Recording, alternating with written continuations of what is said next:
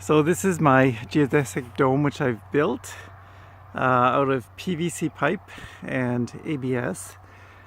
First of all, I'll give credit to the person who inspired me, John Hurt from Zip Tie Domes, who graciously allowed me to use his patented hub design.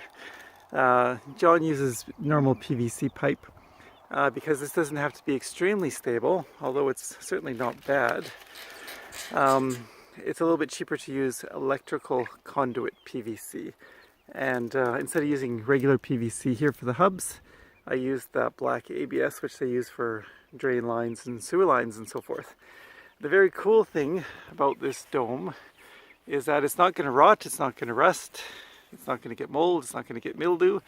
I even appreciate the fact that nowadays they have this plasticky kind of netting, whereas when I was young they used to have metal chicken wire, which was not as good as this. I don't think you can cut this with scissors. It's very easy to do, and then you just zip tie this onto your hubs or around your PVC pipe to secure it. It's very, very cool actually.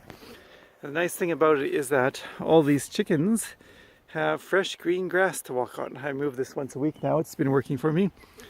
You can see here that this is where they were before. This is last week. There's a little bit of chicken droppings on the grass in certain places, but now they all have fresh green grass to sit on. And the week before the chicken coop was there, it was over here, which you can see is a little bit brownish but growing back. And the week before that, the chicken coop was here, where all the green grass is. So it's a very cool idea of not having chickens that live in a chicken coop that just turns into dirt and trodden down chicken manure. So they always have fresh grass, and these are heritage chicks. They were raised at or hatched at the University of Alberta, so they're not genetically modified or selectively bred or whatever to get really fat so that they can't walk or to lay 5 dozen eggs every 3 minutes. So that's my geodesic dome. For the time being, I'm just using a steel, I guess it's steel or aluminum, probably aluminum, plate here from an old chemical tote that I got from work. But I've seen that you can actually boil PVC pipe in water and it becomes very, very flexible. So I'm going to make a door that I'll be able to put here. The door will go there. There's kind of a strut across the bottom, so the door is going to be this kind of diamond shaped, and I'll put a strut across the top too. We can take a little look inside. I mean, it doesn't look much different, but anyways, here we go. And so this is the inside of our geodesic dome. I experimented with hanging the heat lamp from this string here, but it's not really working that well. It's better to just do it this way. So that board there just keeps them out of the rain. We have a dog house. There's a little light in there as well. And as I said before, these are heritage chicks from the University of Alberta. So there's 3 different kinds here. I don't know what the names are, but there's that brown one right in the middle, and then there's the reddish brown ones, and there's the black and speckled ones. And they seem quite friendly for some reason. Anyways, maybe they're used to me. If you put your hand out, they like to just kind of, there's 1 or 2 here which will climb on my hand. I don't know if they think it's fun or what. They did it more when they were chicks, but they kind of step on my hand, and there's one there. And then you can just lift them up. So these are pet chickens, I guess. Whatever you think of poultry farming, I think this is the most humane way to have chickens, because like I said, they're not walking in their own manure.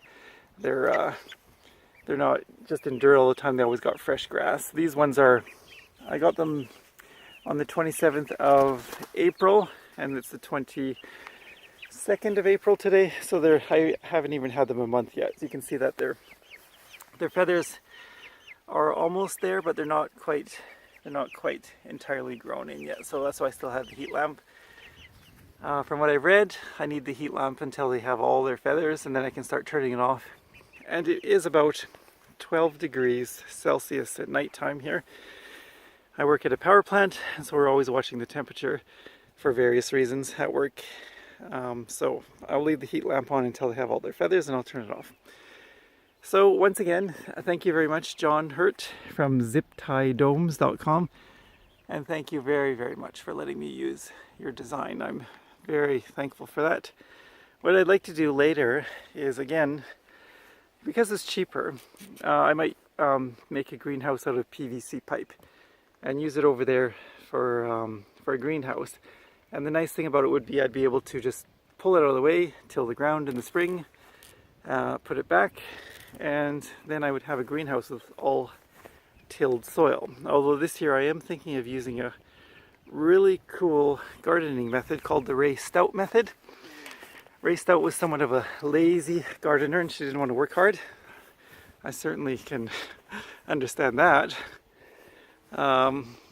And her basic idea was you till once and then you just put hay all over the soil, and then when you put potatoes to grow, you don't even put them under the dirt. You just put them on top of the dirt and cover them with about 6 inches of hay. And apparently that hay provides enough nutrients, and in the fall you don't have to dig for potatoes.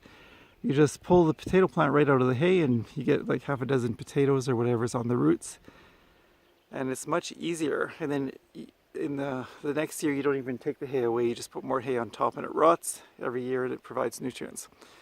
Anyways, that's kind of an aside, but there is my zip tie dome. Once again, thank you, John Hurt from ziptiedomes.com. Thank you very much. Bye.